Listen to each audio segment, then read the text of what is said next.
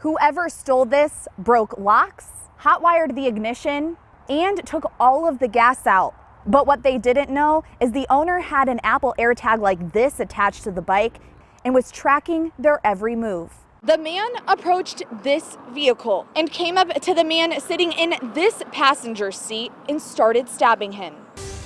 As you can see, crews worked all morning into the afternoon to knock this fire down. But now officials tell me the facility is at a total loss. Yes, absolutely. I am going to quickly move out of the way so you can take a closer look at the active investigation right now just across the police tape. We've watched several officers going in and out of the home where the shooting happened. Ms. Long, do you have any remorse for what you did? Do you feel sorry for the family?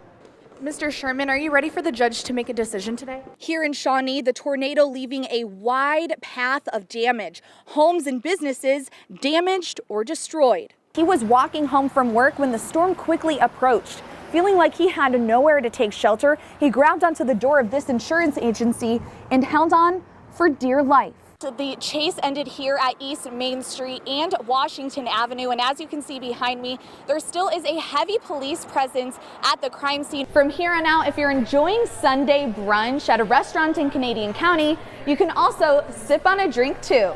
Cheers! Cheers!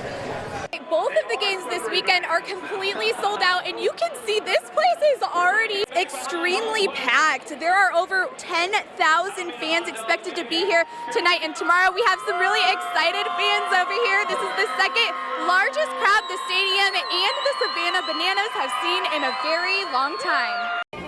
Well, Adria, I do have to say I am a little bit nervous here on the Ferris wheel, but to give me some more comfort, I'm here with Scott Munns with the Oklahoma State Fair. Scott, thanks for being with us. Developers have people working around the clock to complete OKC's Oak Mixed Use District. And this 7,000 square foot space will bring state-of-the-art performances to the community. But it's at the hub of an already busy traffic area. The city says they will need to make adjustments as needed. Representative Kevin McDougal introducing House Bill 3138 in hopes to make a change in the Oklahoma criminal justice system. The bill would essentially work to save innocent people facing the death penalty.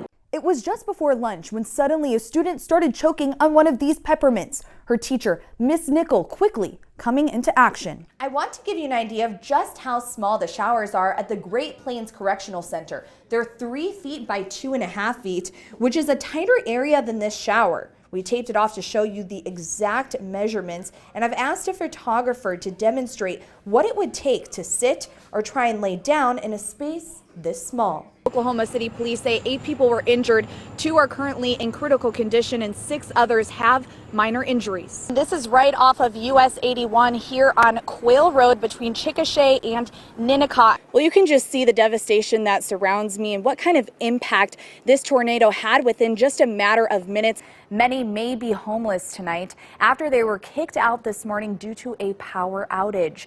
Residents have not been allowed back into their apartments for the time being after the transformer in the building allegedly blew up.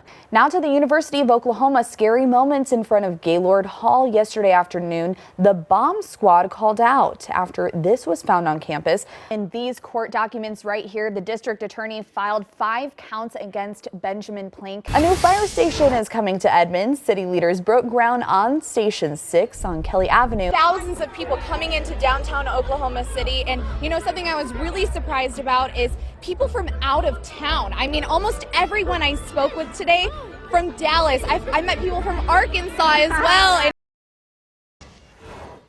the town has just been flooded with law enforcement today. Several different agencies working together to find the suspect. Nothing like this happens every day, so especially in Wynnewood. News 4 there to witness law enforcement enter this home in Wynnewood Wednesday afternoon next to the Love's gas station. Authorities had their weapons drawn and surrounded the home. Officials eventually entered the home from the backyard, but shortly after they left with no one in custody. The search has been wide from Davis to Wynnewood. Antoinette Carlton was driving from Oklahoma City to Wynnewood and was stopped 3 times so law enforcement could check inside her work car for the suspect. Came through the back roads and I got stopped at my first stop. They was like, "Is anybody back there?" calm, cool. No, the second stop, I had to stop my vehicle, open up all my doors, let them come all inside of my work vehicle, check everything. The third stop, I had to stop again, open up my car again, let them come inside, check, make sure when nobody in there, and then here I am. And Angel Palma on his way to work and watched as law enforcement raided the home.